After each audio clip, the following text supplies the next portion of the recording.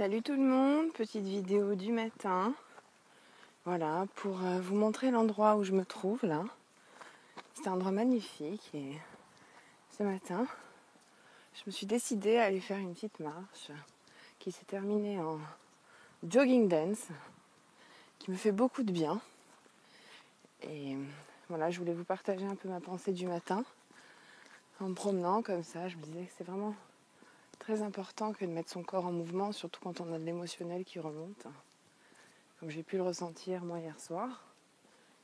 Voilà, le fait d'aller le courir, le faire descendre dans mon corps, dans mes jambes, le donner à la terre.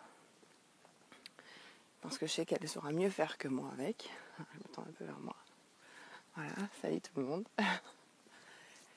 Et le fait de m'accorder en fait, de pouvoir éliminer ces émotions, ça me permet vraiment d'être dans mon centre, à l'intérieur de moi, et de ne pas m'y identifier surtout. Parce que finalement, le pire des pièges avec les émotions, c'est de s'y identifier. Nous ne sommes pas ces émotions, elles nous traversent, elles font partie de notre vie. Des événements qu'on vit, des choses qui sont profondes, qui font écho souvent, des choses bien profondes, pas souvent, tout le temps, à des choses bien plus profondes en nous, qu'on a pu vivre dans l'enfance, que nos parents ont pu porter en eux aussi. Parce que dans notre sang, il y a des mémoires, dans nos gènes. Il n'y a pas que les maladies qui sont héréditaires, il y a des chocs émotionnels aussi. Donc voilà, et donc les vivre, c'est important. On est vraiment des êtres d'une sensibilité extrême auquel on ne nous a pas donné finalement la possibilité de pouvoir exprimer tout ce que nous avons exprimé.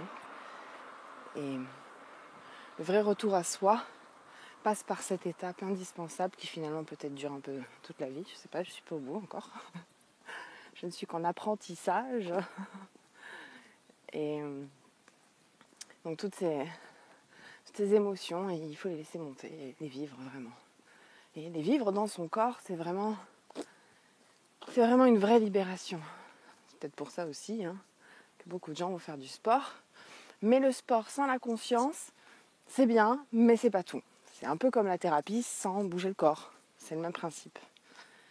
Donc c'est bien pour ça que j'ai décidé qu'il était important que de bouger ses émotions. Alors, on va profiter un petit peu du silence aussi.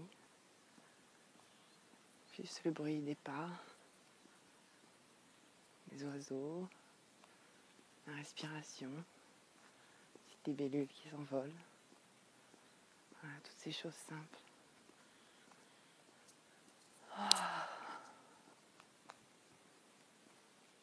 C'est aussi ça la liberté. C'est juste de pouvoir apprécier le moment présent. Je dirais même que c'est ça la liberté. Il n'y en a pas d'autre. On peut faire le tour de la terre. On peut aller chercher ça avec quelqu'un. Finalement, réellement, tout est là, ici, dans l'instant présent. Juste être conscient. Conscient de soi, ce qui se traverse en nous. Puis se pardonner.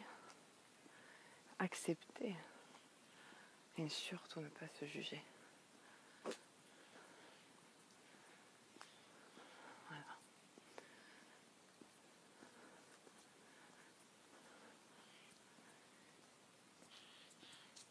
Et puis, c'est dans cet instant justement présent où on va découvrir en nous finalement une étincelle de vie. Cette étincelle de vie qui demande qu'à une chose, c'est vivre en nous, jaillir, être là, présente. Et surtout qu'on soit consciente d'elle. Cette étincelle de vie que certains peuvent appeler Dieu, et d'autres non. Elle est là pour qu'on la vive vraiment.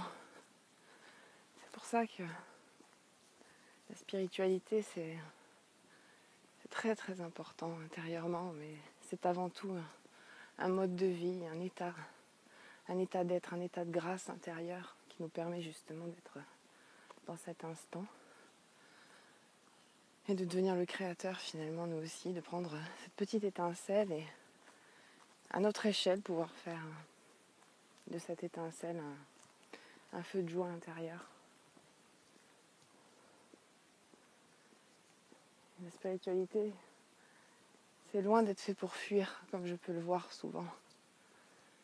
Souvent, on veut fuir un peu Puis les étapes qu'on doit vivre, des acceptations à faire. Alors on s'en réfère au ciel. Et on se dit que c'est pour telle et telle cause. Parce que dans une vie, on a fait comme ceci ou comme cela. C'est vrai, mais c'est pas tout. On a tous les outils ici et maintenant.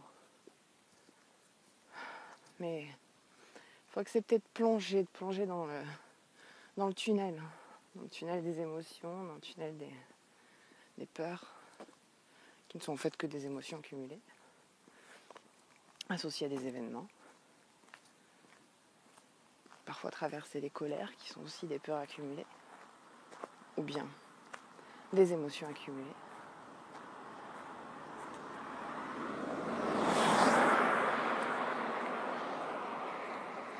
Et puis accepter qu'on n'est pas seul au monde, et qu'on est tous les uns les autres ici, très certainement très très liés, n'est-ce pas? Quand on commence à regarder les synchronicités et chez l'autre ce que on ne veut pas voir chez nous, forcément les autres ne sont plus vraiment les autres. Ils deviennent un peu nous finalement. Et oui, qu'on les aime pas. Première chose, il ne faut pas oublier qu'on respire le même air. Donc même si votre voisin vous l'aimez pas trop, la plupart du temps, vous respirez ses odeurs, ce qu'il a rejeté.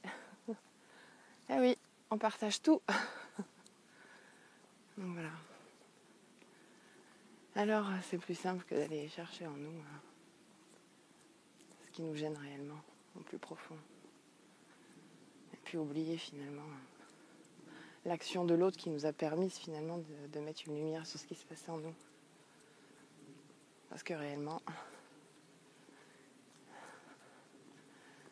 c'est fait juste pour ça. Voilà, c'était ma petite pensée du matin. Petite pensée un peu profonde quand même, mais je suis heureuse de pouvoir vous la partager. Alors, je vous dis à bientôt.